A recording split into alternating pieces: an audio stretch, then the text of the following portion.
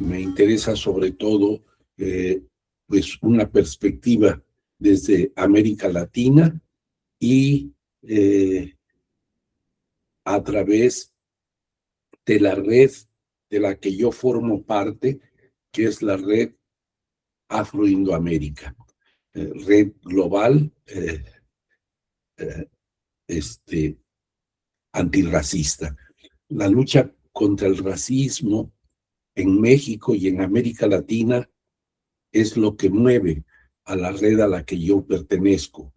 Y en la actualidad, pues yo ya estoy jubilado, pero aunque ya no estoy oficialmente en la academia, la UNAM y la red me siguen apoyando y sigo realizando una serie de actividades de manera que no he parado con todo lo que venía haciendo antes de jubilarme. Entonces, estoy jubilado, pero sigo activo. Espero que más o menos se vaya entendiendo. Yo no hablo el portuñol siquiera, pero bueno, si hay necesidad de alguna traducción, muchas gracias, doctor Joao. Le agradecería que me pudiera usted interrumpir, hacer alguna pregunta o alguna traducción que usted considerara necesaria. Estoy en la mejor disposición para escuchar sus preguntas de interés, así es que me pueden interrumpir en el momento que ustedes quieran. Sobre mi país, bueno, habría mucho que decir en torno a que, pues, por cuestiones que tienen que ver con cierto racismo estructural, eh, la presencia africana en nuestro país, pues era muy poco conocida hasta hace poco tiempo. De manera que estamos rehaciendo nuestra historia. La historia que se nos había contado de nuestro país era una historia blanqueada. Es decir, era una historia que dejaba de lado los elementos relacionados con los mestizajes y la importancia de esos mestizajes que componen a nuestro país. Se hizo del concepto mestizaje todo un término ideológico que se utilizaba para varias cosas, pero a mí me interesa sobre todo destacar el uso que se hizo del mestizaje en México para obviar o para ocultar realidades. Es ideológico porque cuando se hablaba de que México es mestizo, lo que se querían decir eran dos cosas. Por un lado, ocultar la presencia, por ejemplo, de lo africano. Lo indígena quedaba subsumido dentro de este concepto de mestizaje y entonces también se diluía, pero lo negro, la presencia negra en nuestro país, no solo se diluía, sino que se ocultaba. Era una visión que dejaba de lado la concepción de lo que somos. Y entonces, esa era un primer, digamos, resultado del manejo del concepto de mestizaje. Pero otro resultado también tenía que ver con el racismo.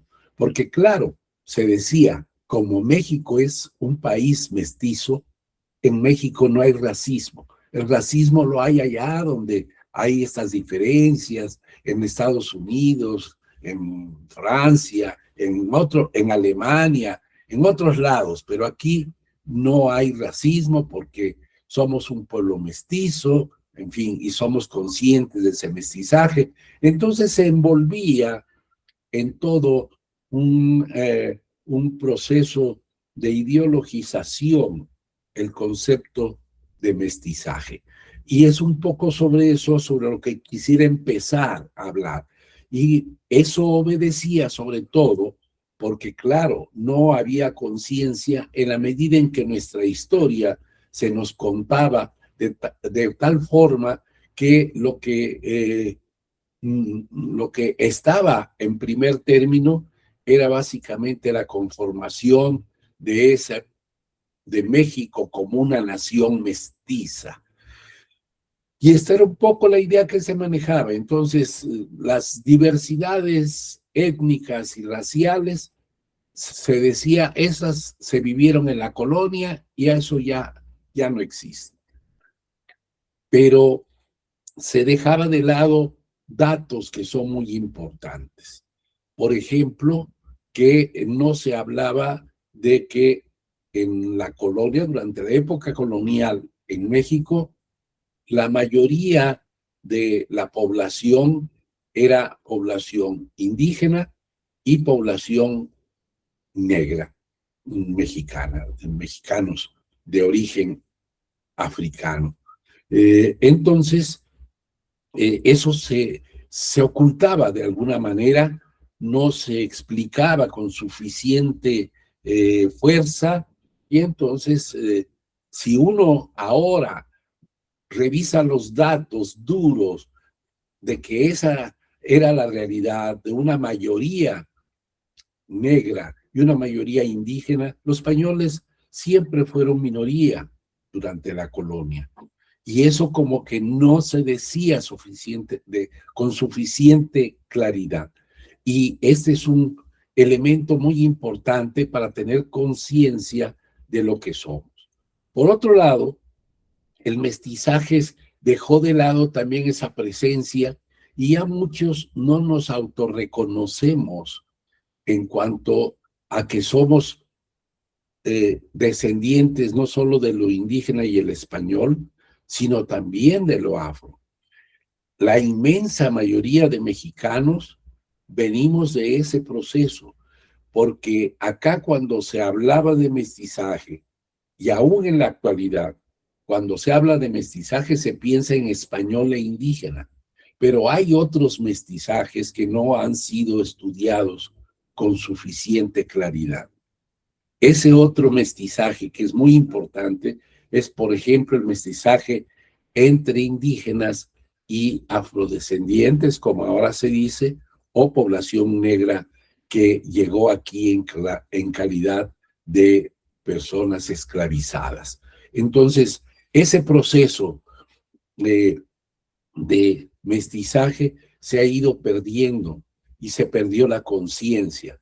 Pero yo muchas veces he dicho aquí en México que si viene un noruego o un sueco o una noruega o una sueca o cualquiera de los países nórdicos de Europa, por ejemplo, a México, en su mirada va a encontrar realidades que nosotros ya no vemos. Y va a haber en nuestros rostros indigenidad que nosotros ya no vemos. Es decir, la presencia indígena y también africanidad que nosotros ya no vemos. Pero ellos sí lo notan y nos lo pueden decir, ¿no? Entonces, ¿y eso por qué se ocultó? ¿Por qué es que no tenemos conciencia de eso? Bueno, este es el elemento más general con el que quisiera empezar. Pero habría que decir que en México se van a generar con estos mestizajes distintos tipos de pueblos, de manera que metodológicamente yo he utilizado justamente el planteamiento de un brasileño que para mí ha sido muy importante en este punto, quizá en otros no, pero en este punto de hacer una tipología étnico-racial de nuestro pueblo, para mí ha sido muy importante lo que me enseñó Darcy Ribeiro, a quien yo conocí hace tiempo y con el cual tuve cierta vinculación, cierta relación, pude conocer sus trabajos, los he utilizado mucho a nivel teórico-metodológico, sobre todo lo que es ver la realidad de América Latina, no solo de México, sino de México y América Latina, como procesos civilizatorios que no han sido suficientemente valorados como tales. Y en ese sentido, yo me he valido, he utilizado su planteamiento teórico-metodológico y lo he aplicado un poco para hablar de lo que serían el tipo de pueblos que conforman a mi país, México, y cómo está esa distribución. Lo que plantea Darcy Ribeiro, seguramente algunos de ustedes lo sabrán, en términos de esta tipología que él propone desde la antropología y desde la historia, y desde esta visión también interdisciplinaria que él manejaba, él lo que plantea en términos muy esquemáticos, muy breves, y como los he retomado yo, obviamente, él habla de tres grandes matrices etnorraciales que conforman la población, la formación que constituye lo básico, lo fundamental de América Latina, para hablar qué tipo de pueblos hay en esta perspectiva étnico-racial. Y entonces él plantea que hay tres grandes matrices etnorraciales: la europea, la africana y la indoamericana, los indígenas de América Latina o los indios de América Latina, que constituyen estas tres grandes matrices y que la combinación diferenciada de estas tres grandes matrices generan varios tipos de pueblos. Y entonces él habla de los pueblos nuevos, de los pueblos trasplantados, de los pueblos testimonio y de los pueblos emergentes. Por acá creo que tengo, a ver, voy a ver si me puedo apoyar un poco. ¿Está cambiando para ustedes el PowerPoint? Sí, sí, se cambia. Ah, perfecto. Bien. Voy a ver si tengo este elemento creo que no viene aquí.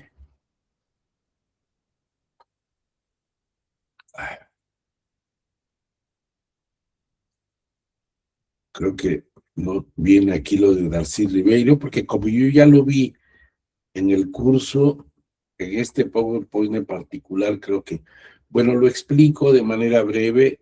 Lástima que no tenga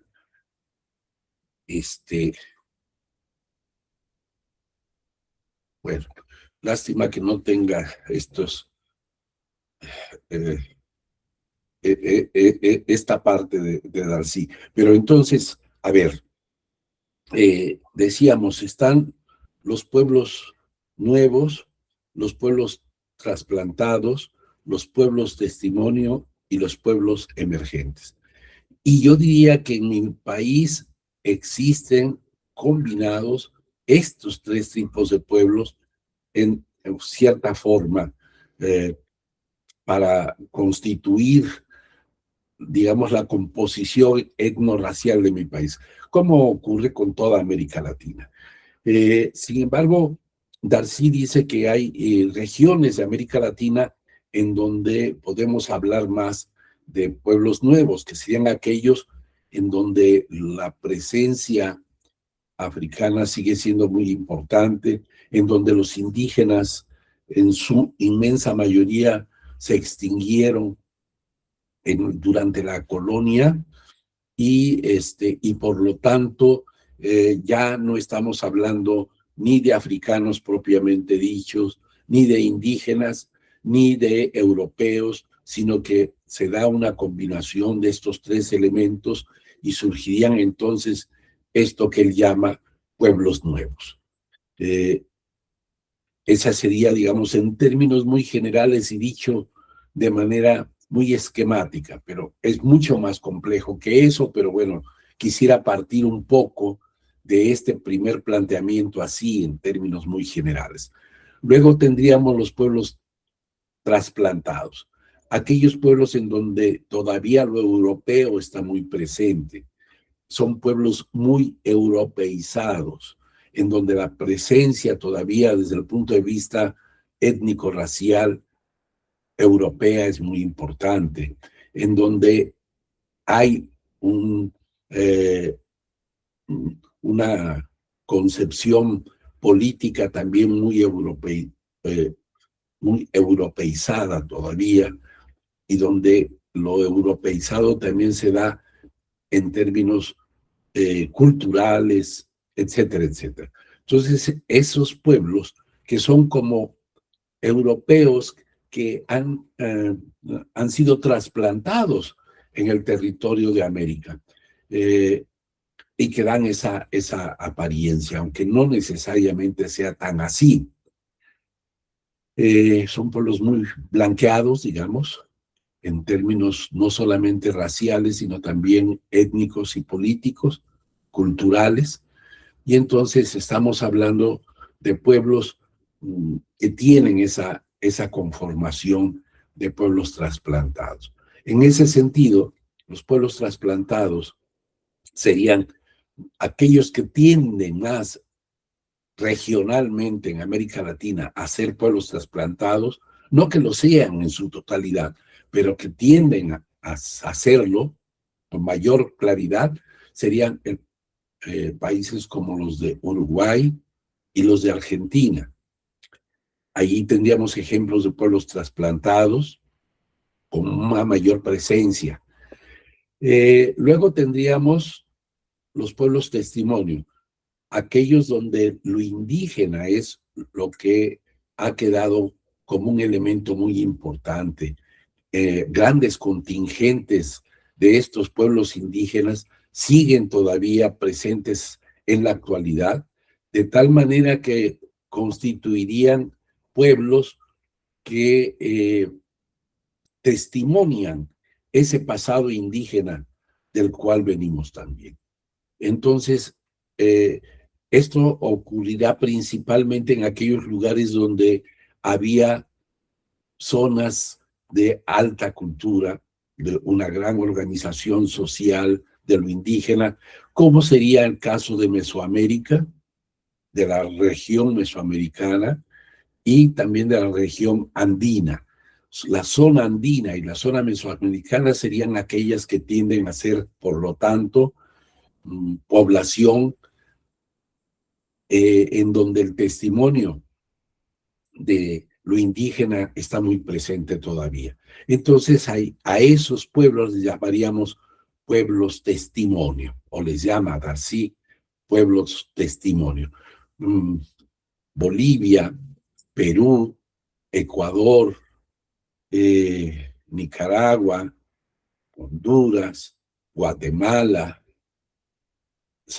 El Salvador, México, serían pueblos testimonio, ¿no?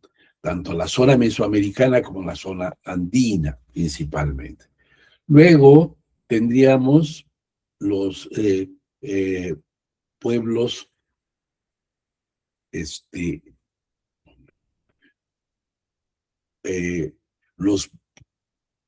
los pueblos nuevos, decíamos, aquellos donde la presencia negra sería muy importante. Esos pueblos nuevos estarían representados principalmente por Brasil, ¿no? Que sería un pueblo nuevo, y las Antillas, la población de las Antillas, serían también un pueblo nuevo, con mayor presencia. Sin embargo, en un solo país podríamos encontrar estas expresiones. Habría, desde luego, la otra, que son los pueblos emergentes, de aquí nosotros no nos vamos a extender mucho. Estos pueblos emergentes son aquellos que surgen como naciones independientes de manera más o menos reciente, después de la Segunda Guerra Mundial.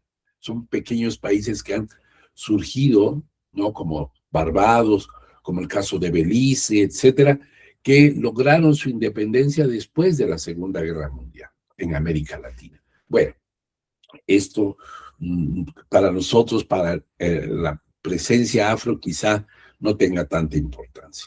Pero decía, en un solo país puede haber la presencia de las tres, de los tres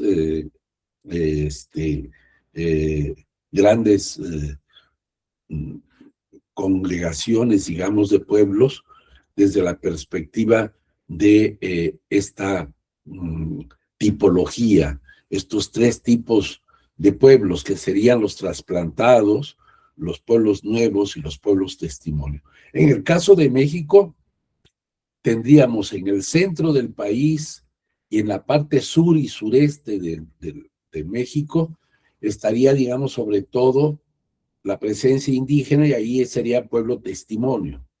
Luego, hacia el norte, tendería un poco más esa población a ser una especie de población que se acercan mucho a lo que llamaríamos pueblos trasplantados, muy europeizados. En cambio, en las costas tendríamos sobre todo la mayor presencia negra, es decir, serían pueblos que se acercan más a los pueblos nuevos. Espero que esto más o menos dé una idea, entonces, que la presencia de población de origen africano en México se encuentra principalmente concentrada en las costas. Pero habría que decir que cuando revisamos la historia, en realidad la población de origen africano estuvieron a todo lo largo y ancho de nuestro país. Durante la colonia los había en todos lados, de tal manera que su presencia ha sido una presencia que cubre todo el territorio nacional mexicano. En todo México estuvo así. Claro, esto se fue diluyendo por el proceso de mestizaje, como ya había venido yo explicando, y entonces eso diluyó mucho la conciencia de esa presencia.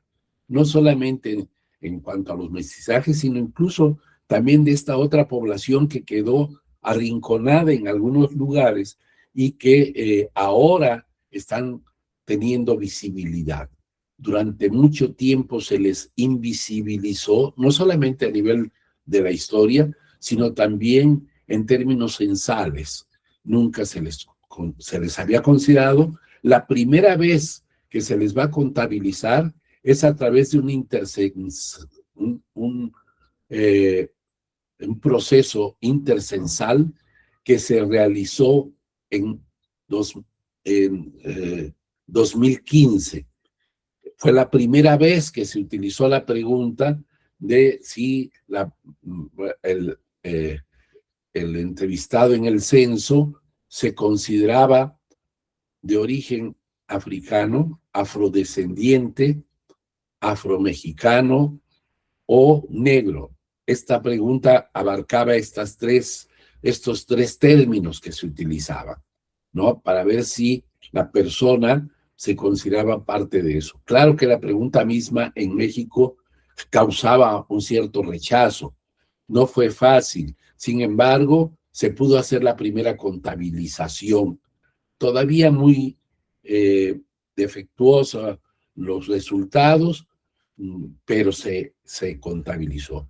Y posteriormente, ya de manera más oficial, en el censo del 2020, se hizo la pregunta ya más abierta y ya se pudo hacer una contabilización mucho más completa. Y entonces ahí se vio que somos más de 2.500.000 mexicanos que nos consideramos afrodescendientes. Aún así, el censo no registra una realidad plena, completa, pero cuando menos ya es un indicador. Por supuesto que mucha gente que yo considero que es afrodescendiente, que es persona que tiene de alguna manera en su pasado la presencia negra, no solamente en términos, digamos, raciales, sino también en términos político-culturales, etcétera, pues todavía se inhibe y no quiere aceptarse como tal. Entonces, esos censos siempre van a disminuir la población real, pero son un indicador y vale la pena tomarlos en consideración. En fin, entonces, esta es la población que existe en México, rebasan los 2.400.000, representan el 1.2% de la población nacional, y los estados de Veracruz, de Guerrero y Oaxaca tienen el mayor número, pero también los encontramos en otras 23 entidades federativas, de tal manera que ahora ya se tiene una mayor conciencia de esta presencia y de la importancia que ello tiene desde el punto de vista étnico-racial y desde el punto de vista cultural, desde el punto de vista político, etcétera, etcétera. Sobre todo ahora que hay una conciencia de estos pueblos que han luchado para que se les tome en cuenta y para que se adopte una justicia reparativa ante su situación, ¿no?, histórica que ellos han vivido, en donde han quedado pues ubicados en la base de la estructura social y que tienen problemas tremendos desde el punto de vista de su situación económica, de su situación social, de su situación política, de su situación cultural, que han sido tradicionalmente discriminados, que han sido objeto del racismo, cosa que anteriormente no se reconocía. Fue muy importante el movimiento que se dio por parte de esta población, de estos grupos sociales que se organizaron ya desde los años 90 ante el llamado de los indígenas de formar una organización continental. Los indígenas se movilizaron desde los años 80 cuando supieron que se iba a celebrar, ¿no?, incluso a festejar el llamado descubrimiento de América. Los indígenas se opusieron a eso, se movilizaron en toda América Latina y consideraron que no había nada que festejar, que en todo caso habría que considerar que eran 500 años de resistencia de la población indígena. Esa organización que surge a nivel continental, poco a poco se va nutriendo de otros sectores también durante mucho tiempo discriminados. Y entonces estas nuevas subalternidades que se van a juntar también ahí. Y ahí van a estar las comunidades afrodescendientes o negras de América Latina y también otros sectores populares. De tal manera que al final la organización que surge en los 80s va a adoptar un nombre que se va a ir ampliando, de tal forma que poco a poco se va a ir reconociendo como una organización de 500 años de resistencia indígena, negra y popular. Al final, así se constituye y ahí surge entonces un sujeto colectivo a nivel continental que incluye también a la población negra. Y en México van a surgir ya organizaciones que ante este llamado empiezan a participar y empiezan a formar parte de esta lucha porque se les considere, se les tome en cuenta. Y en el caso de la costa que da hacia el Pacífico, en los estados de Guerrero y de Oaxaca, va a surgir una organización, en la llamada Costa Chica de Guerrero y de Oaxaca, va a surgir una organización que va a organizar anualmente encuentros de pueblos negros, y es ahí donde va a surgir una movilización y una lucha que empezó ya de manera más o menos organizada, con el primer encuentro que se realiza en 1997, y a partir de ahí vienen luchando y luchando. El reconocimiento jurídico constitucional lo logran hasta el año de 2019, todavía de manera muy limitada, y en el 2024 se va a ampliar un poco más, como lo vamos a ver un poco más adelante. Bueno, esto es lo primero que quisiera decir para más o menos hablar sobre la presencia de afrodescendientes en nuestro país. En este PowerPoint, pues yo ubico dentro de estos decenios y el nuevo decenio que se propone para el 34 de el decenio de los afrodescendientes. De tal manera que todo lo que no se hizo en el primer decenio, pues se culmine y se intensifique en estos 10 años que estamos ya iniciando. Entonces, bueno, lo que se hizo en México, lo que se dejó de hacer en relación a la presencia afro, ¿no? La presencia negra en nuestro país, bueno, y pues yo aquí hablo de algunos aspectos teórico-metodológicos, parto de un concepto que desarrolló la doctora Luz María Martínez Montiel, que fue mi maestra. Ella, al hablar de la historia de la presencia africana en México y en América Latina, ella propuso un concepto de un fenómeno que ella considera que se da en México y en la América Latina en general, y que ella denomina afroindianidad. Ella le llama afroindianidad a ese proceso complejo dialéctico en donde los africanos se indianizan y los indios se africanizan. Es decir, hay un proceso en donde hay una mutua influencia de unos y de otros, y se generan estos mestizajes no solamente en términos raciales, sino también en términos culturales. Y que eso es un elemento muy importante para entender lo que ha sido la presencia afro en nuestro país de manera más amplia. No solamente en esos lugares donde es evidente que están ahí porque tienen una mayor presencia en términos raciales, sino en entender que ese proceso se dio en todo México y no nada más en estas zonas donde ahora se reivindican como población negra mexicana. Entonces, esa es una concepción. Lo otro es lo que ya hemos venido hablando, este análisis crítico de la ideología del mestizaje, que ya me refería a ello. Luego vendrían toda una serie de elementos que se conjugan también con otras diversidades con las que se va a dar esta diversidad étnico-racial.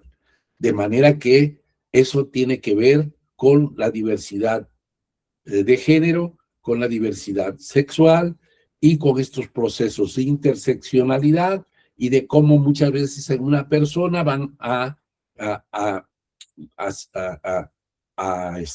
juntarse elementos que tienen que ver con distintos tipos de diversidad, y en una misma persona vamos a encontrar pues que se trata, por ejemplo, de un indígena que tiene presencia también africana y que tiene y que pertenece, no sé, que por ejemplo sea una mujer indígena, y que eso le genera una situación de mayor vulnerabilidad por tener estos elementos reunidos en una misma persona, ¿no? Que sea una persona negra o indígena y al mismo tiempo sea mujer, o que pertenezca a alguna de las diversidades sexuales, o también lo que tiene que ver con la diversidad de clase, ¿no? Y que esto hace que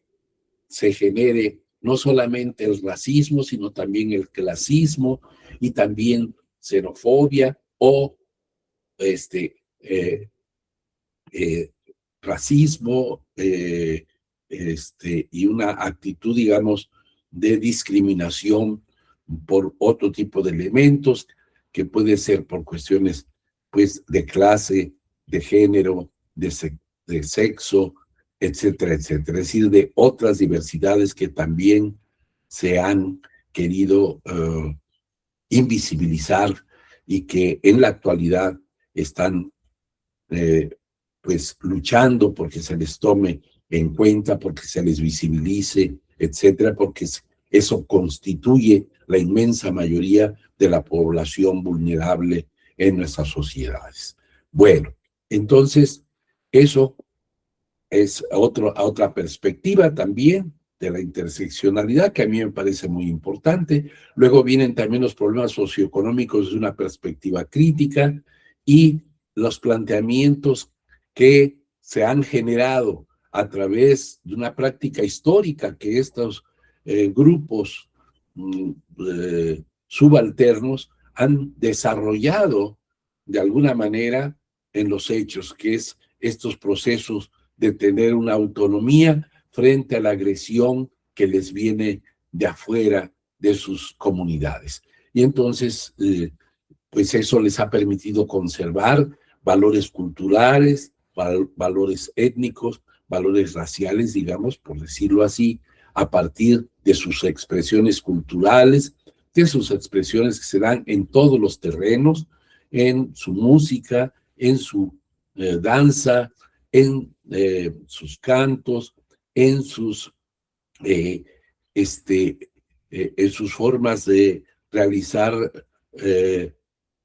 pues estas ritualidades y su expresión la expresión de su espiritualidad, etcétera, etcétera, en todos los campos, y hacerlo resguardando lo que les es propio, lo que les es identitario y que muchas veces los diferencia de otros grupos culturalmente hablando o étnico o raciales diferenciados. Entonces, es un poco todo esto lo que yo aplico a la hora de estudiar la población negra mexicana. Bien, esto es una visión muy general, ¿no? Este es el proceso del que les hablaba yo, que es la propuesta de la doctora Luz María Martínez Montiel, ¿verdad? De este fenómeno histórico-cultural que llamó afroindianidad, de los afrodescendientes e indios que comparten espacios en nuestra América y en varias regiones y subregiones. Durante la época colonial, indios y africanos o afrodescendientes eran una mayoría evidente junto a los españoles. El mestizaje que predominó en esas regiones fue una población afro y población indígena. Como los pueblos indios, los afrodescendientes han desarrollado movimientos no sin dificultades, cuyas demandas han planteado el concepto de nación en nuestro país. El nosotros mexicano está caracterizado por su diversidad étnica y cultural, lo cual no implica fragmentación, sino una unidad compleja en donde lo que unifica es un conjunto de elementos diversos, pero con una historia compartida y un origen común. Es lo que yo llamo la unidad de lo diverso desde esta perspectiva. Eso nos llevaría al concepto de Afroindoamérica, o bien recuperar otros conceptos que han surgido en otros lados. Por ejemplo, el de América Latina, que también para mí es un concepto muy rescatable y que tiene que ver mucho con esto que hasta ahora he venido planteando. Bien, bueno, entonces los afrodescendientes en México son el resultado de un proceso histórico de diversos grados de mestizaje, pero la ideologización del concepto, como hemos visto, el concepto mestizaje ignora el hecho de que existen diversos tipos de mestizaje, con diverso signo étnico y cultural. El mestizaje, entonces, no homogeneiza, como generalmente se ha considerado. El problema no es únicamente racial, sino también étnico y cultural, además de socioeconómico. Ese es un poco el planteamiento que Entonces el mestizaje no dio origen a una población homogénea, ni en lo racial, ni en lo étnico, ni en lo cultural. La diversidad es un concepto clave, por lo tanto. La importancia teórica y epistémica que representa el entender a profundidad el concepto de diversidad para caracterizar la realidad política, económica y sobre todo cultural de nuestras sociedades. Y esto que ya mencionábamos allá, ¿verdad? Lo de la interseccionalidad, interpretaciones respecto a la cultura, la etnia, los procesos de racialización, el género, la clase, la edad y un largo etcétera, de diversidades que hacen que la población humana, esa sea su característica. Hasta ahora ha surgido este desconocimiento del otro o el maltrato hacia el otro, hacia el diferente. Lo que nosotros perseguimos con nuestros estudios es entender el carácter humano que tiene el otro y que muchas veces históricamente había sido despojado de esa humanidad, como ocurre con la población negra en América Latina, que durante la época de la esclavitud se le privó de este carácter de ser humano, se le deshumanizó, por así decirlo, y ahora se trata de recuperarle a esa a población la humanidad de la que fue despojada, de la que se le privó durante toda esa etapa y que trajo consecuencias muy lesivas para la población negra actual, ¿no? Entonces, de ahí vendían una serie de interpretaciones respecto a la cultura, la etnia, los procesos de racialización, el género, la clase, la edad y un largo etcétera, decíamos, ¿verdad?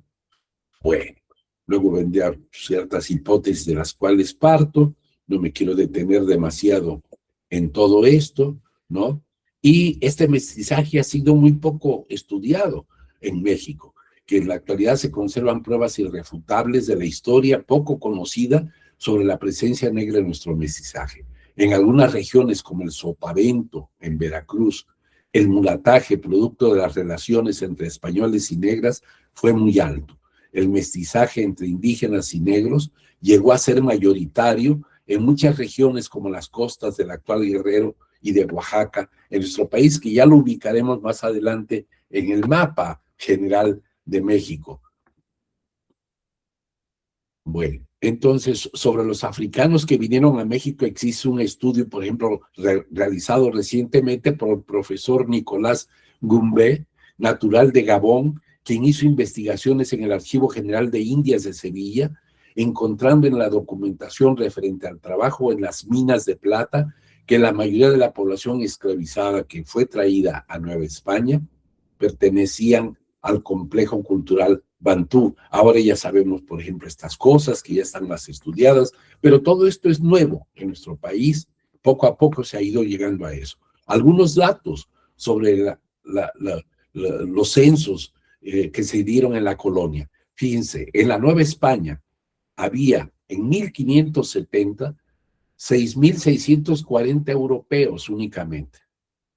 Por otro lado, 3.366.000 indios y 20.569 negros. Esto en 1570, en el siglo XVI.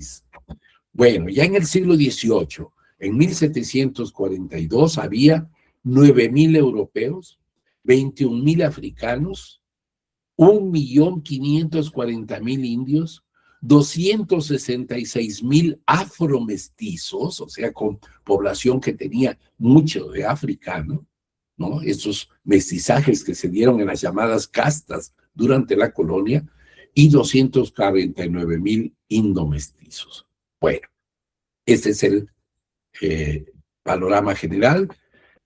¿Desde cuándo llegan? Históricamente, desde la entrada de los conquistadores, Hernán Cortés ya traía en sus filas a una persona negra, ¿no? Que aquí en esta imagen, que pertenece a un códice de la historia de nuestro país, aquí está Juan Garrido, que era uno de los escuderos de Hernán Cortés, Entonces ya esa presencia estaba desde la conquista misma, los llamados negros conquistadores. Después se da ese proceso de traerlos en calidad de esclavizados, pero se empieza a dar el mulataje y se empieza a dar también un proceso de libertad, de manumisión y de libertad para ciertos sectores. Los mulatos poco a poco van adquiriendo su libertad. Hay mulatos libres que van a destacar incluso dentro de la sociedad colonial, como el caso de un pintor mulato, Juan Correa, que pintaba ángeles negros. Existen estas pinturas que mostraban el interés de que se reconociera también a esta población, y este pintor va a jugar ese papel muy importante de reflejar en sus pinturas esta presencia negra en nuestro país. Las negras y mulatas de la Nueva España que fueron enjuiciadas durante la Inquisición que llevó a cabo el llamado Santo Oficio, ¿no? Y que generaba toda una serie de elementos que quedan registro en esos juicios que quedaron ahí, ya se han documentado, y que se les acusaba, ¿verdad?, de bigamia, de blasfemia, de hechicería, de estar endemoniadas, etcétera, etcétera. Y todo eso quedó registrado, y para nosotros es muy importante ese pasado y de cómo se trataba a estas mulatas, cuál era la situación que había, ¿no? Luego, las leyes del 42, y el proceso de extinción de lo indígena, que se daba ese proceso, que no llegó hasta tal extremo, pero que estuvo a punto de serlo así, ¿no? Hay una verdadera hecatombe de la población indígena que disminuye muchísimo, va de 10 a 1 la disminución en un siglo.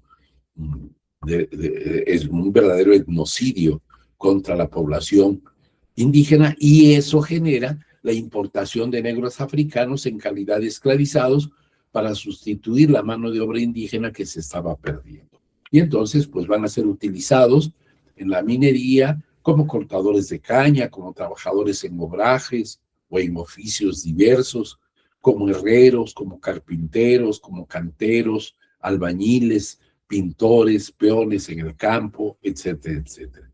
Pero también los negros mulatos y pardos desarrollaron oficios como lacayos, cocheros, vaqueros o vendedores, que les dio otro estatus dentro del orden colonial. Algunos de ellos van logrando su libertad y se van mestizando con españoles indígenas. Bueno, entonces durante la colonia era evidente y está registrado en imágenes, ¿no? Es en donde se dan estos mestizajes, y la presencia negra pues siempre estuvo ahí en nuestro país.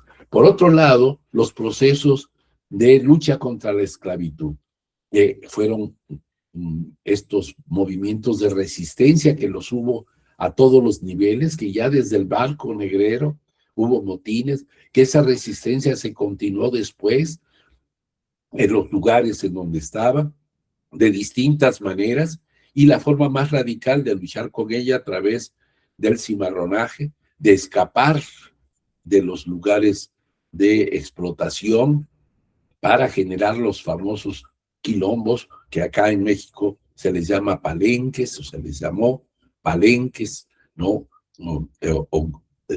Otros nombres que también se utilizaron, pero que en Brasil se les conoce como quilombos.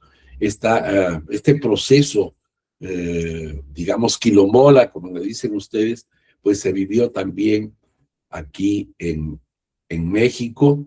Hubo un proceso de cimarronaje, de lucha, de levantamientos de la población negra, de la lucha contra la esclavitud. Uno de los héroes que se sigue considerando ya en la historia de México, que participó en esas luchas y que fue el fundador de un primer pueblo libre en nuestro país, fue Yanga, que logró que se creara un pueblo que lleva ahora su nombre, ¿no?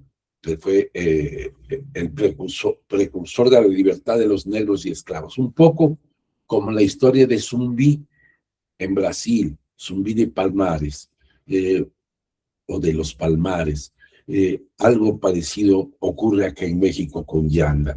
En fin, toda la historia de México, ahí está la historia de la cimarronería, sobre todo es en Veracruz, donde se da ese proceso de cimarronaje, muy importante, también en la Costa Chica de Guerrero y de Oaxaca.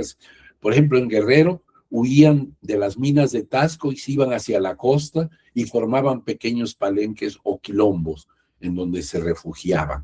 Esos procesos se dieron ya desde el siglo XVI, pero de hecho durante toda la colonia se dio ese proceso de cimarronaje y de lucha.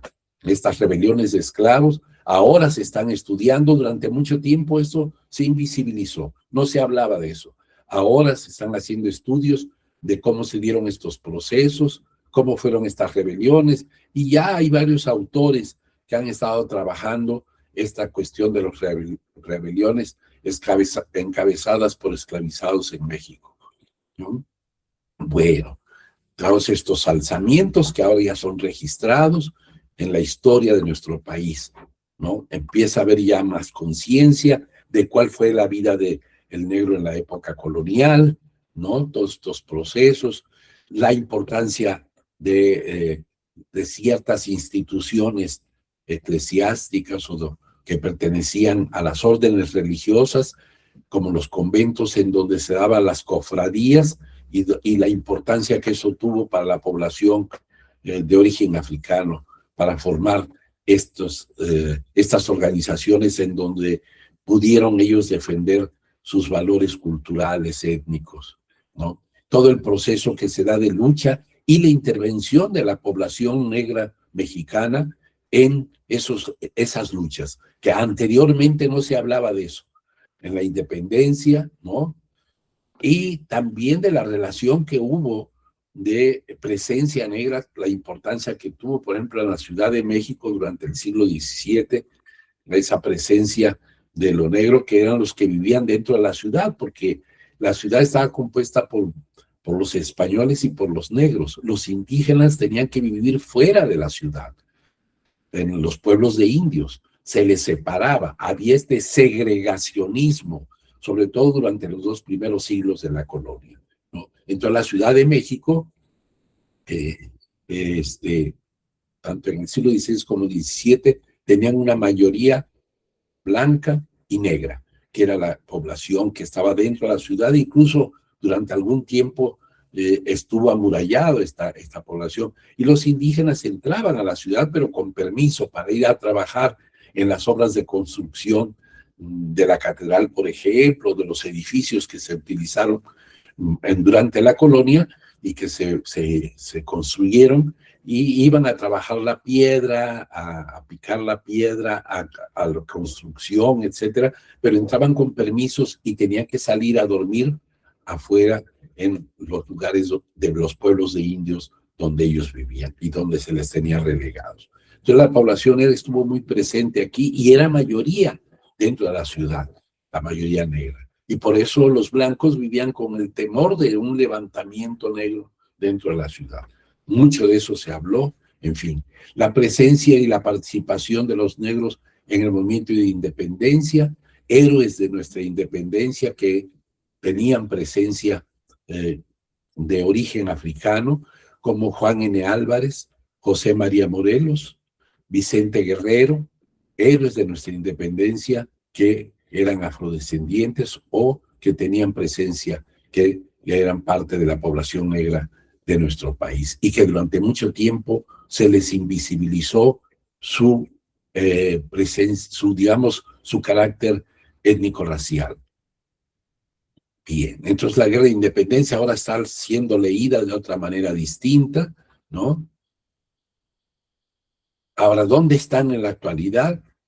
Eso es un poco de lo que hablaremos enseguida, pero antes de pasar a eso, quisiera ver si hay preguntas, comentarios, si hasta ahora se ha entendido. Me gustaría escuchar sus puntos de vista. Perdón que empecé con toda esta larga introducción, que bueno, quizá es importante que ustedes ahora pregunten, comenten, por favor, que no me dejen que yo siga nada más con este monólogo. Hasta ahora, Señor Jesús, se entiende perfectamente. Pregunto a los demás si hay alguna pregunta, alguna reflexión a hacer.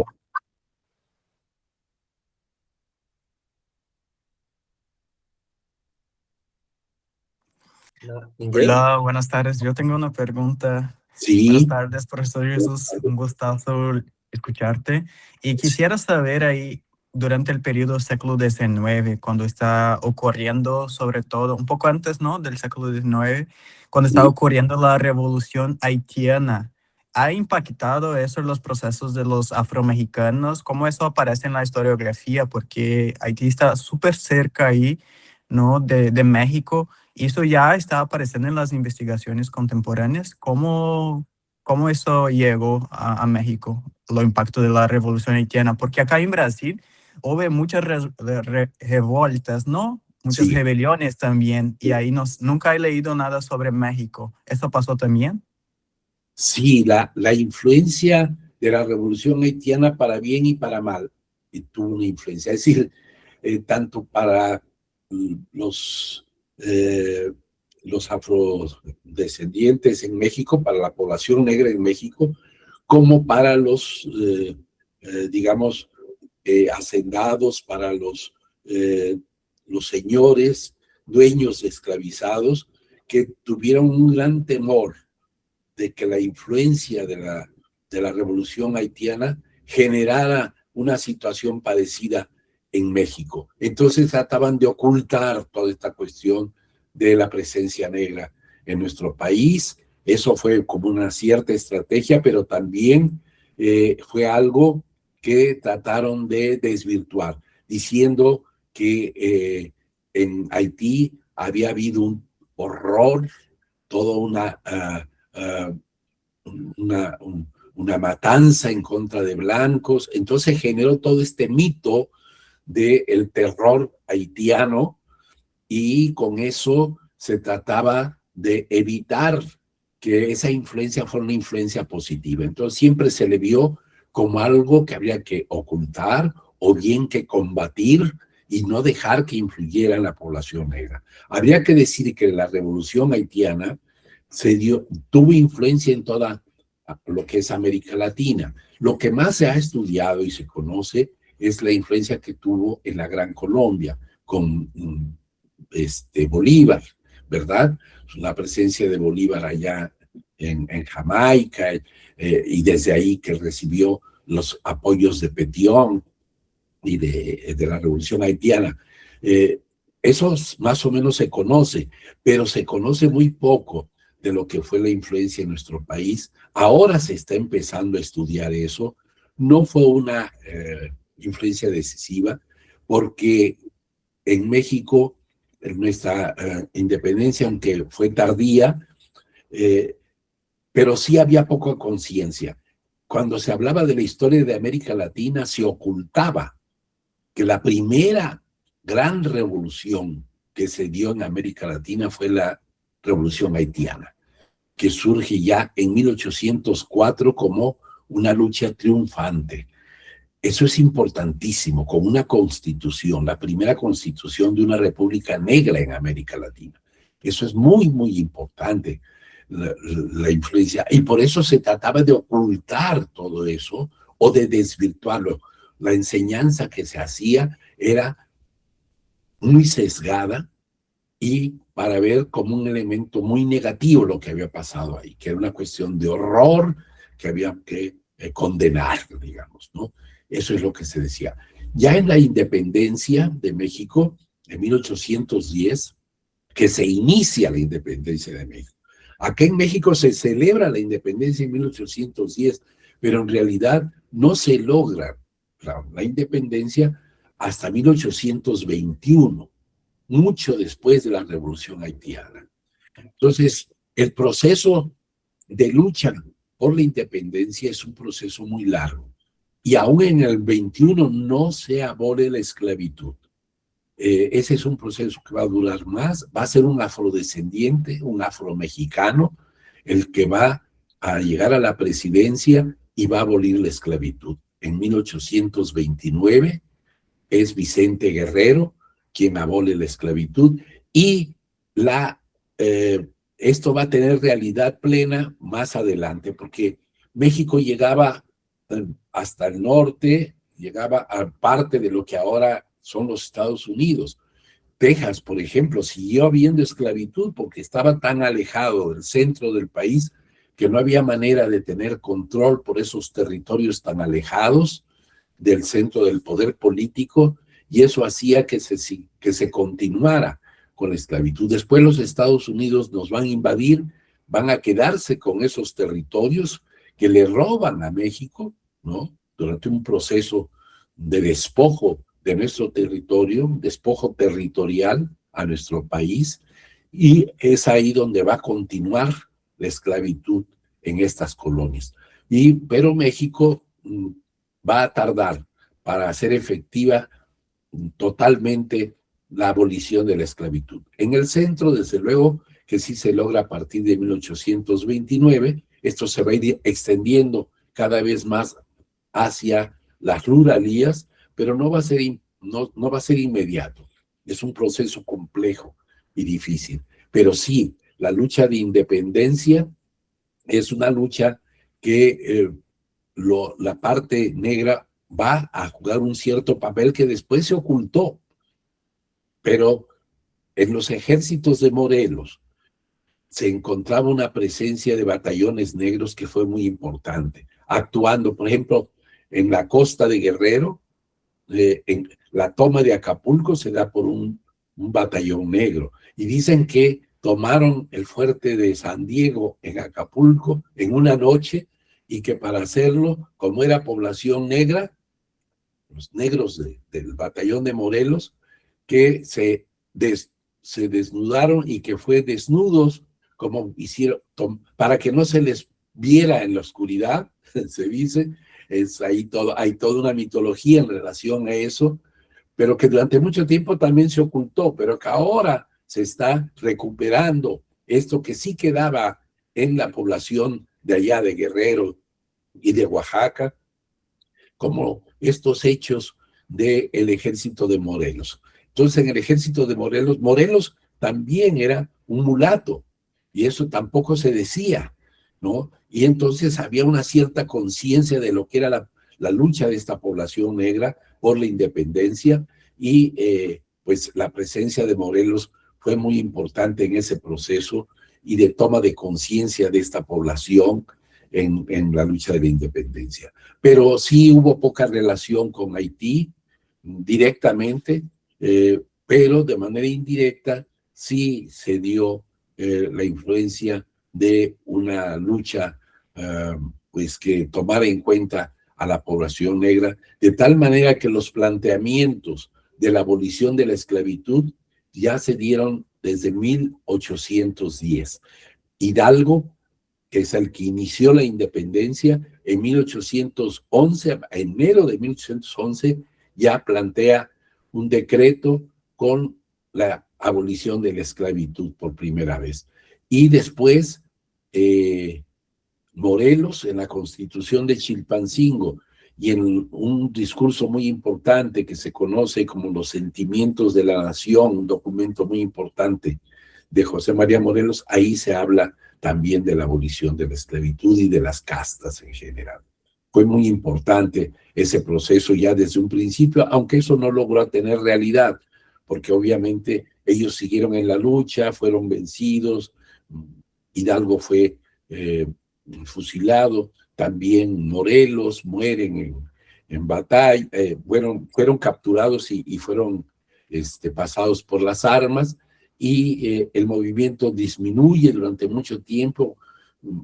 Va a ser Vicente Guerrero el que continúa con guerrillas en la sierra de lo que ahora es Guerrero, parte de Oaxaca, y no es sino hasta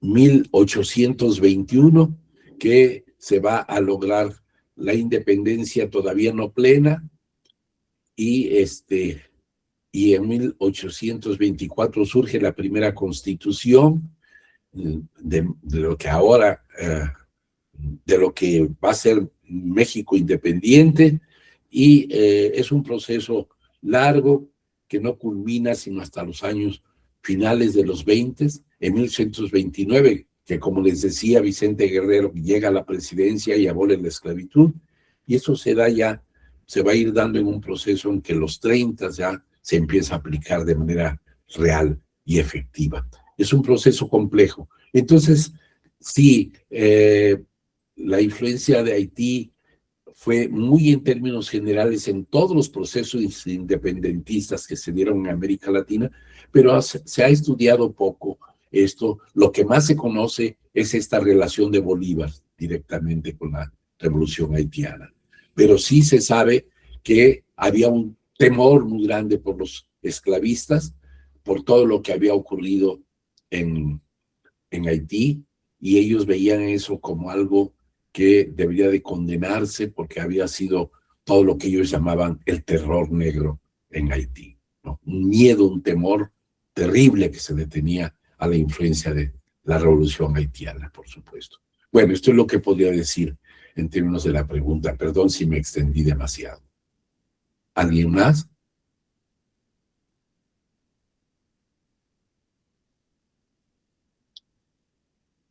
Alguém ¿Alguna?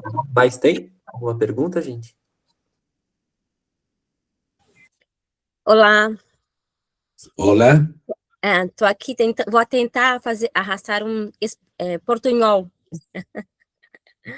Eu sou Lu Quilombola, sou Sí, remanescente de Quilombo, aqui de Santa sí, Catarina, sí. e gostaria de saber como conhecer comunidades palenques cimarrones em México.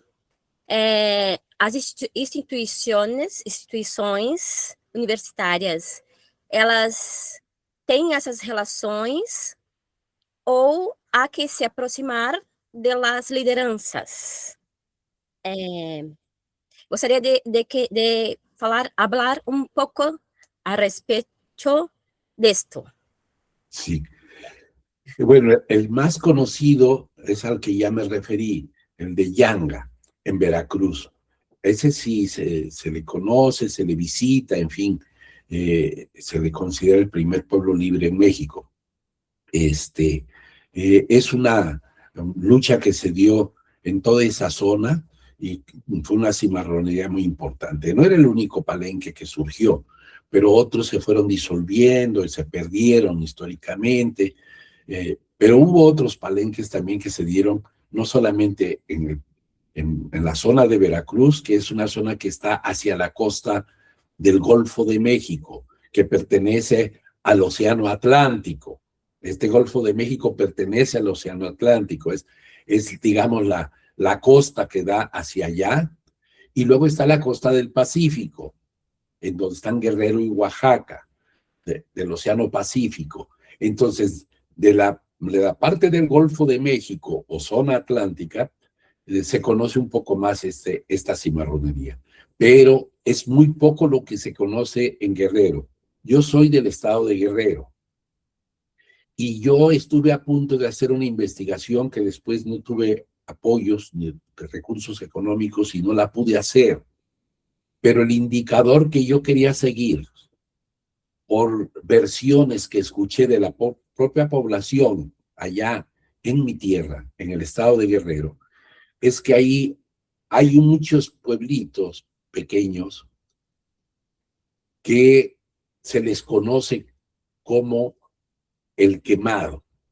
Y para mí ese fue un indicador importante. No fue fácil descubrir esto, pero ¿por qué se le llamaba el Quemado? La idea que existía de muchos historiadores es de que se les llamaba el Quemado porque durante la Revolución Mexicana se les había, eran pueblos que habían sido quemados, ¿no? Pequeñas poblaciones. Pero yo averiguando más y hablando con la gente de estos lugares, la tradición oral iba mucho más a fondo y hablaba de una tradición que hablaba de siglos de esa cimarronería que se dio y que fueron en realidad pueblos negros y que fueron quemados no durante la Revolución, sino durante la época colonial. Y hacer ese estudio y esa investigación a mayor profundidad es algo que está pendiente, pero había varios lugares. Ahora, ¿cómo se dio esa cimarronería? Esa cimarronería, hasta donde yo he alcanzado a estudiar, a verlo, todavía no a profundidad, porque eso está por estudiarse más a fondo, pero lo que yo he encontrado es que eso surgía sobre todo de las minas de Tasco, que están en las partes de la sierra, la parte alta, y de ahí huían y se iban a la costa, y ahí formaban pequeños palenques. Entonces esa fue una zona palenquera, en donde los españoles llegaban muy poco, porque es una zona donde hay mucho calor, mucha humedad. Los españoles la consideraban una zona insalubre, y entonces, aunque eran tenaces los españoles y utilizaban cuadrillas con perros para perseguirlos y buscarlos y llegar ahí, a esos lugares, ¿no? Y entonces a veces llegaban a esos lugares y claro, la población tenía sus métodos de escape. Entonces ellos se introducían hacia el monte, ¿no?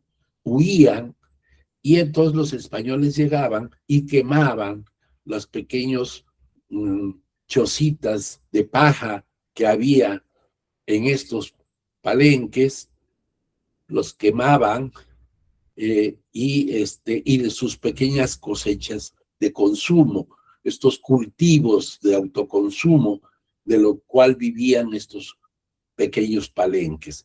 Y entonces a esos pueblos se les quedaba el nombre de El Quemado, y hay varios que llevan este nombre en la Costa Grande de Guerrero, de Acapulco hacia la parte norte, porque de Acapulco hacia la parte sur se conoce más, se ha historizado más, y hay presencia, se sabe de cimarronería también en la Costa Chica de Guerrero y de Oaxaca, que queda más hacia el sur. Si vemos aquí el mapa, lo que estoy hablando sería toda esta zona, que vendían de aquí, de las minas de Tasco, y bajaban hacia acá, hacia la costa, y aquí se apalencaban, es decir, formaban pequeños quilombos, por llamarlos así, ¿no? Como les dicen ustedes. Aquí entonces hay un movimiento, pero sin embargo, la población negra se fue diluyendo a través del mestizaje, y ya en la actualidad no se reivindican como pueblos negros toda esta zona, porque ya está muy mestizada. Desgraciadamente se perdió ese carácter negro, que sí existe en Brasil, en los quilombos.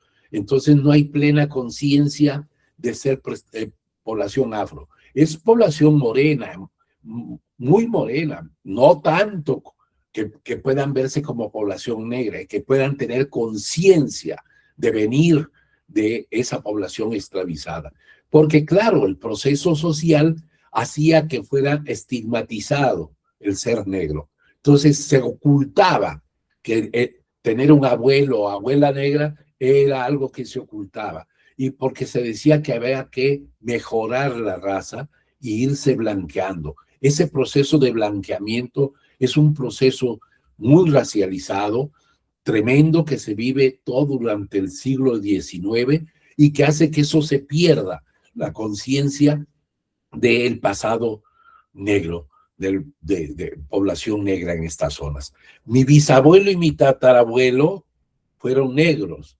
Yo soy de aquí, de Atoyac, ¿no? Perdón, acá está la costa de Guerrero, ¿no?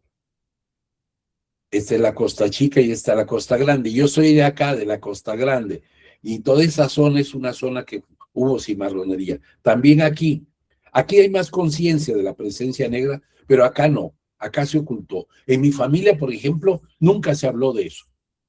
de nuestros orígenes negros. Ahora que yo he estado haciendo averiguaciones y estudios y eso, ya, y que fui cobrando conciencia de que yo soy afrodescendiente, pero nunca mi familia me vio así, a pesar de que muchos de mis apodos en la Ciudad de México, pues yo durante mucho tiempo fui el Negro Serna.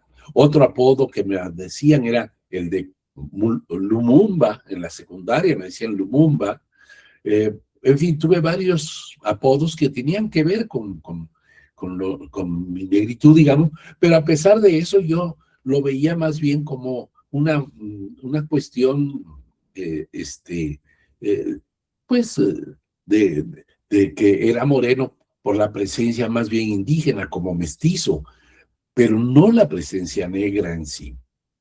Esas son cosas que todavía ahora se están rescatando y ahora se está viendo que eso se visibilice, pero claro, había una cierta vergüenza social el pertenecer a la comunidad negra en México, por el racismo y por todo ese proceso de blanqueamiento que fue tremendo, sobre todo el siglo XIX, pero durante todo el siglo XX continuó, por supuesto.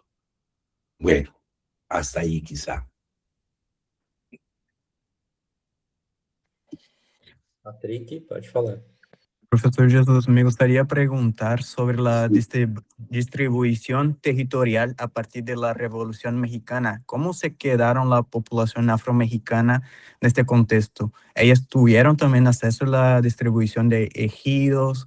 ¿Y cómo estás? Porque aquí en Brasil no tuvimos reforma agraria, ¿no? Eso también se hace que las personas afrodescendientes se movilicen y reivindiquen también la cuestión territorial. ¿Qué pasó ahí en México? ¿Las poblaciones afromexicanas consiguieron sus territorios así, sus tierras? No, ¿Cómo se dio? no, se ocultó todo eso.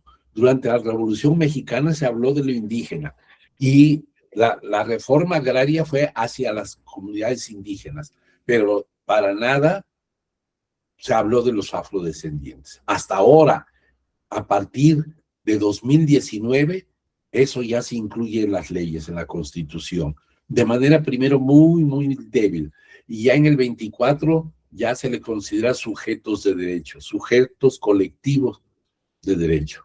Pero eso no fue fácil. Fue un proceso muy largo, muy difícil, es muy reciente y poco a poco se va teniendo conciencia de eso. Pero durante mucho tiempo territorialmente no se les reconocía. Aún en la actualidad, la defensa, por ejemplo, de los territorios negros, de las comunidades negras de Costa Chica o de Veracruz, que son agredidas por por ejemplo, por el extractivismo, las minas o los monocultivos o todo esto que afecta a sus territorios, no se les considera de manera, todavía no hay leyes secundarias que permitan la aplicación de estas cuestiones que ya son constitucionales, pero que todavía no se convierten en políticas públicas concretas. Y eso es lo que están exigiendo en la actualidad la población negra mexicana, está exigiendo que se les considere también ya el que puedan llevar a cabo estas políticas públicas que defiendan sus territorios, porque hasta ahora la minería, los monocultivos, etcétera, etcétera, ¿no? Han estado afectando a los territorios donde hay población negra y sin embargo no se les ha dado ninguna protección, como sí sucede con las zonas indígenas, que ellos sí tienen derecho desde el convenio 169 y después con todo lo que ha habido de leyes de lo indígena que se ha logrado también aquí en México, que a ellos sí se puede dar una cierta defensa que ha sido todavía muy escatimada en la práctica, pero que cuando menos ya existen leyes en ese sentido y luchas de defensa de estos territorios por parte de los indígenas.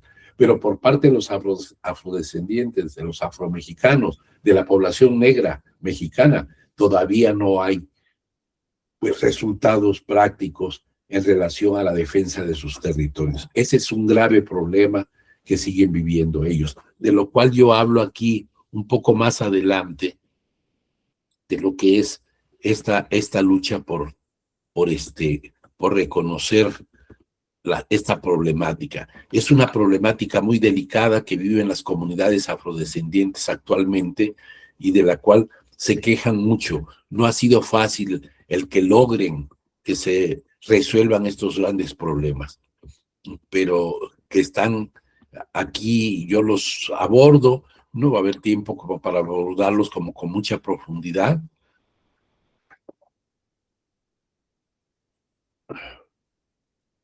A ver dónde es. Este contexto de violencia que se vive en algunas zonas, profundas desigualdades históricas de una estructura de injusticias y de dominación. El peor priismo de los partidos políticos, ¿no?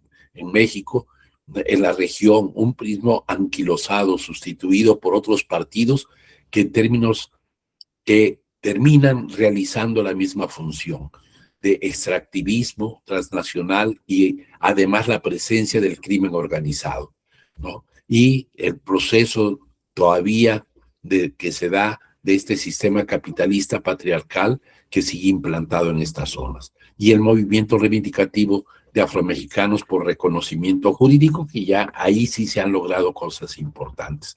Pero hablando de esto, de estas otras problemáticas, más adelante yo abordo esta cuestión que es muy delicada en México.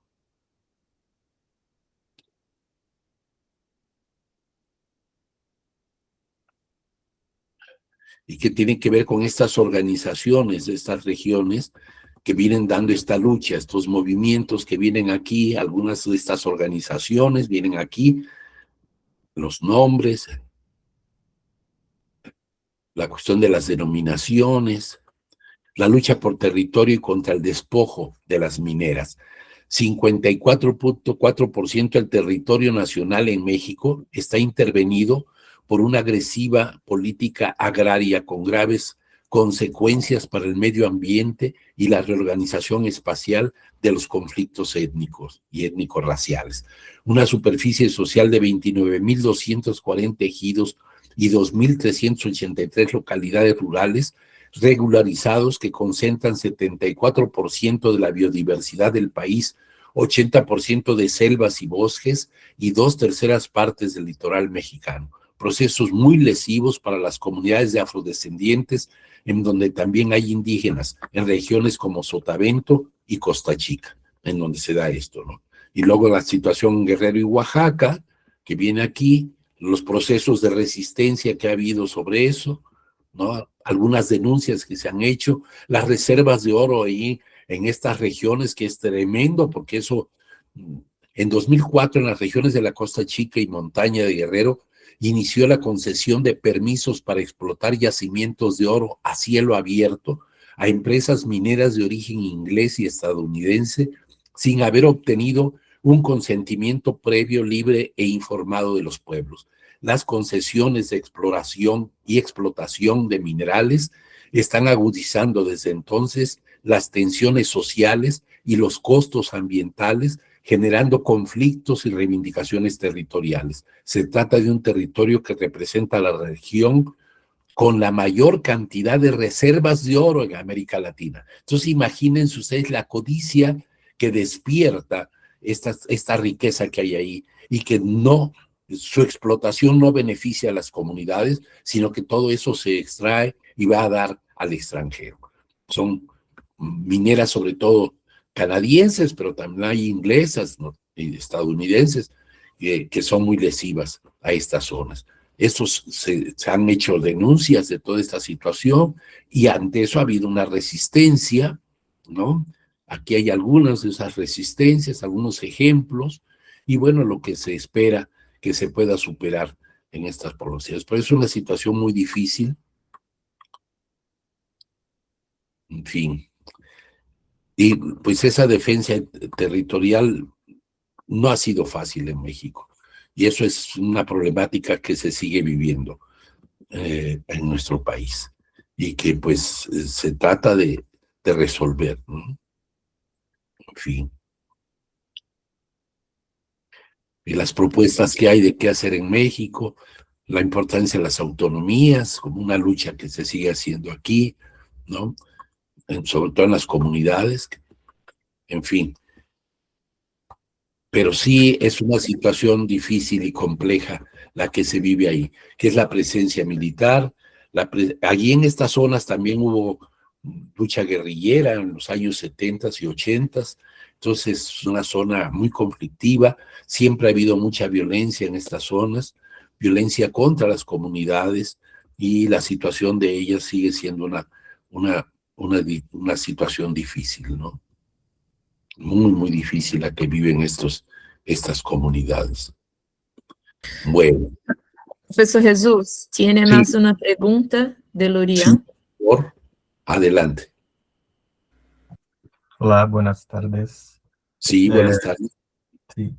No conozco mucho las regiones que hay la mayoría de los afrodescendientes y Sí. quería saber si son la mayoría en las áreas urbanas o rurales que se quedan los afrodescendientes, y también se puede hablar un poco de las expresiones culturales, músicas, manifestaciones culturales de los afromexicanos, si hay algunas, cómo son, se puede hablar un poco de esto.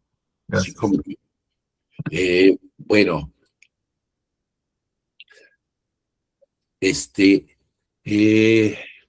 sobre lo primero, eh,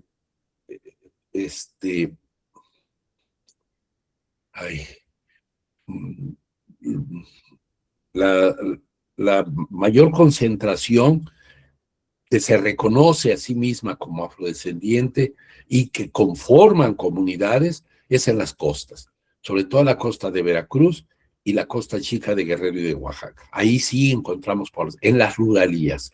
Hay algunas ciudades, pero como Pinotepa Nacional, como Coajinicuilapa, que ahora se han declarado ciudades con presencia negra o ciudades negras, pueblos negros, como lugares de sitio por la UNESCO.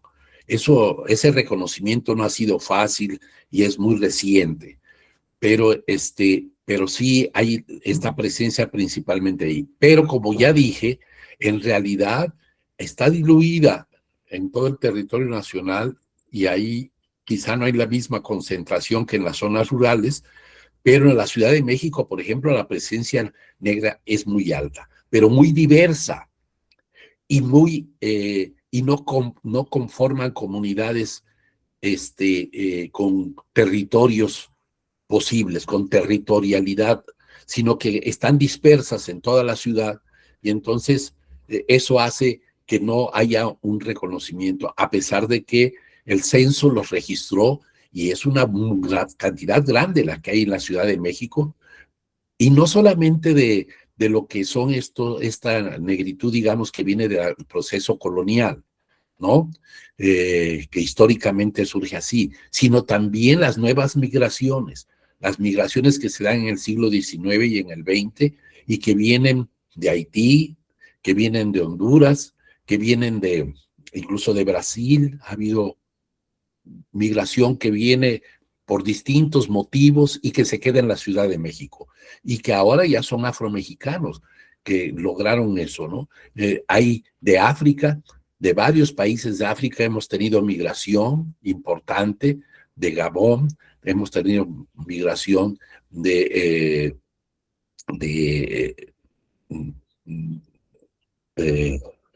las zonas de la costa occidental de África, de Guinea, de Benín, de muchos lugares de África, de la África occidental, África negra, y del Congo, desde luego también de Angola.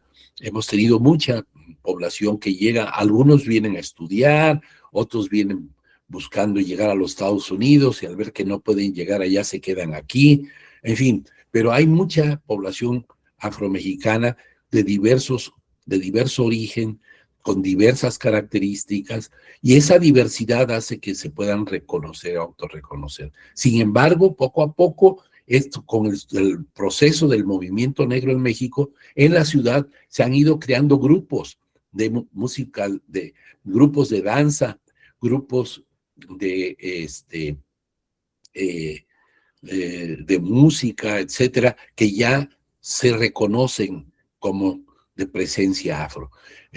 Hubo todo un movimiento dentro de la música popular en México que se llamó la música afrochilanga. Chilango se le llama despectivamente, incluso durante mucho tiempo fue una cosa muy despectiva, ahora ya se reivindica, pero fue muy despectivo esa presencia, digamos, de lo que no son de la ciudad y que llegaron aquí migrando a la Ciudad de México. Esa migración que llega como población negra que llegó a la Ciudad de México, ahora se identifica como población afrochilanga.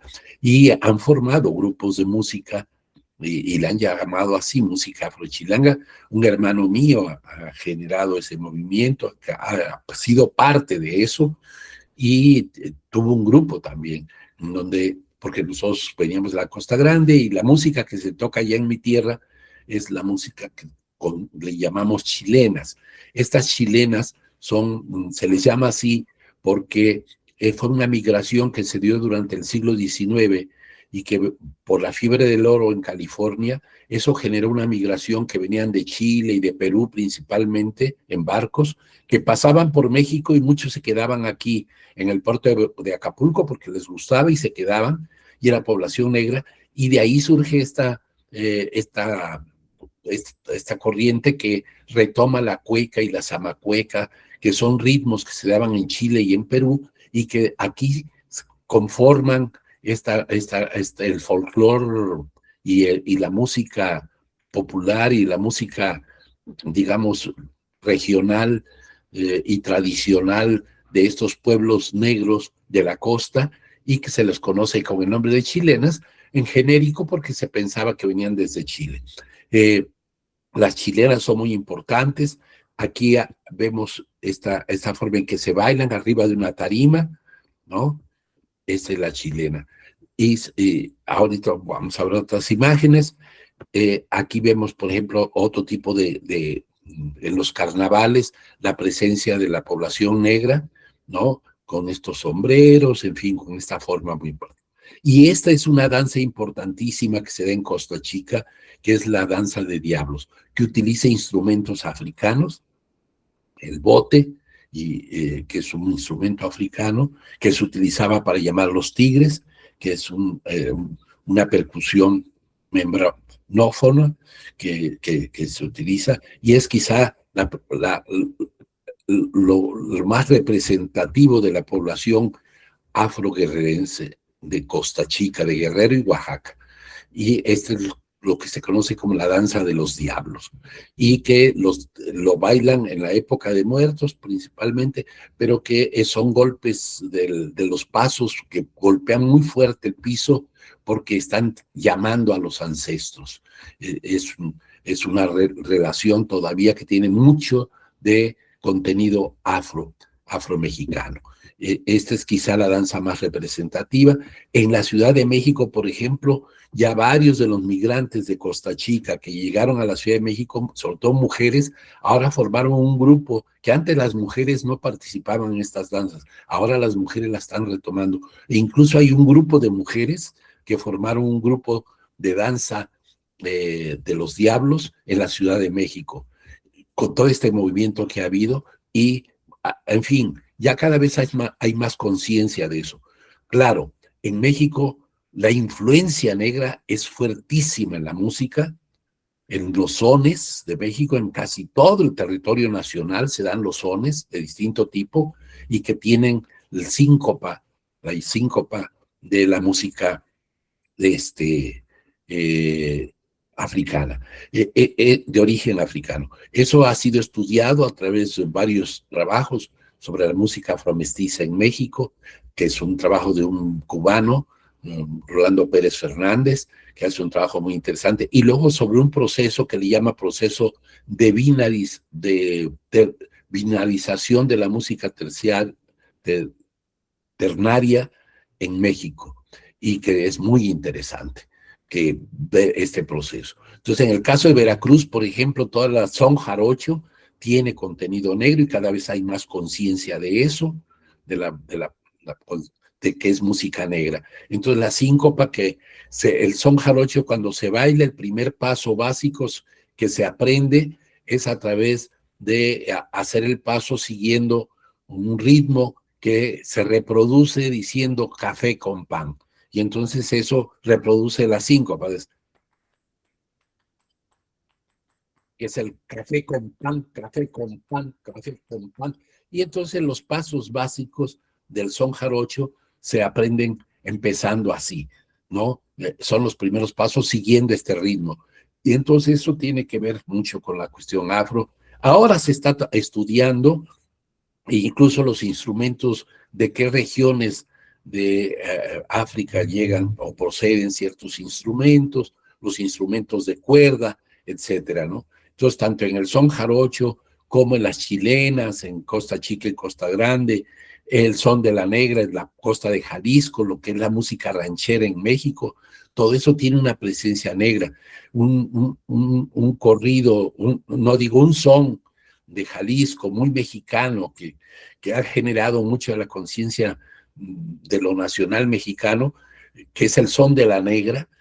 Es un son que tiene justamente, desde el nombre, el son de la negra, que es un son de Jalisco que se baila mucho en México y que es representativa de nuestra nacionalidad. Entonces la presencia de lo negro en la cultura, en la música, en los cantos, pero ahora también en ciertos procesos religiosos que están muy presentes, no solamente por la influencia de las religiones afrocubanas que han llegado a nuestro país, ¿no? En un proceso que se le ha llamado proceso de extraterritorialización de estas religiones. No solo eso, sino también otras formas que han surgido aquí y que se siguen dando, sobre todo en la Costa Chica. Desde luego, eso se les llama como procesos ya muy sincretizados, lo sincrético, que a mí no me gusta mucho ese nombre de lo sincrético, pero bueno, que tiene que ver, porque a veces suena como una yuxtaposición y una mezcolanza. No, pues conforman nuevos sistemas religiosos distintos, ¿no? En fin, eso también se está desarrollando cada vez más y hay cada vez más conciencia en México, pero no ha sido fácil, ¿no? De estas influencias que se dan, ¿no? En fin, que son procesos muy novedosos en México, pero que están surgiendo con mucha fuerza y que están generando conciencia en la música, pero también en la culinaria, la comida que tiene un origen africano, ahora ha sido estudiada. Hay varias personas que estudian, ¿no? Doris, por ejemplo, una estudiosa de Veracruz que ha estado haciendo muchos libros sobre la comida de origen africano en México. Hay varios estudios ya sobre eso. También como una expresión cultural, lo que tiene que ver con la poesía, las décimas, ¿no? Que tienen contenido afro. Y todo ese proceso, como se dio, eso también ha sido, cada vez está siendo más estudiado. En fin, son muchas las expresiones culturales. No alcanzaría aquí el tiempo como para hablar de todas ellas, pero por supuesto que esa es una riqueza de la diversidad, porque la diversidad no se le debe de ver como algo que empobrece, sino al contrario, que enriquece. Reconocimiento de eso diverso, distinto, que ahora está siendo reconocido y que ha sido incluido en lo que es la expresión de lo nacional mexicano, que no es solamente lo indígena y lo español, sino que también tiene que ver con lo negro africano y que poco a poco se va teniendo mayor conciencia de eso. Bueno, no sé, seguramente habría muchas más cosas que decir en relación a esto, pero bueno, la literatura, desde luego, la presencia en la literatura, la presencia de héroes en la historia del país de la que yo estoy hablando, en fin, en varios otros terrenos de la cultura, de la expresión de, digamos, de las artes, ¿no? Que en donde está presente lo negro en México y que ahora, pues, cada vez se habla más de eso, ¿no? Bueno, ¿alguna otra pregunta? Pues les agradezco mucho también su atención.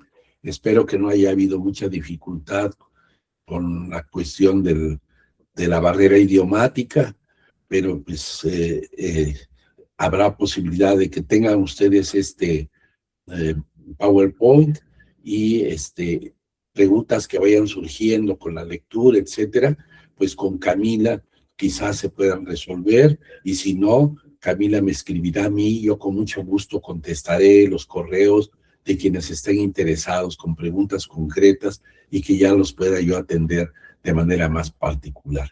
Les agradezco que hayan atendido pues esto que para mí es muy importante, dar a conocer parte de esta realidad de mi país, que a mí tanto me interesa que se conozca, y sobre todo que eso estreche los lazos de amistad con el pueblo de Brasil, de ustedes, quienes yo estimo mucho y que considero que es muy importante que tengamos cada vez más este intercambio de acercamiento entre nosotros. Somos pueblos que tenemos muchas cosas en común y que tenemos que conocernos cada vez más recíprocamente. Y estamos con mucho gusto de poder participar en todo lo que ustedes consideren que todavía se puede hacer hacia adelante.